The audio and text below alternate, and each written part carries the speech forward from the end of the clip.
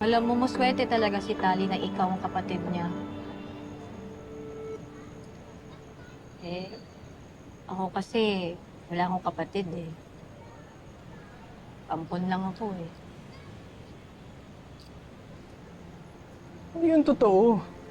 Sigurado ko, mahal ka ng adoptive parents mo. Oo naman, grateful ako sa kanila. Lalong-lalo na yung dad ko. Pero, ang saya siguro magkaroon ng kapatid, no? Na may kuya na magpoprotect sa akin.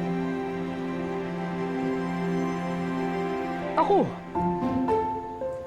Pwede akong maging kapatid mo. Total, di ako tinatrato ni Tali bilang kapatid dito sa school.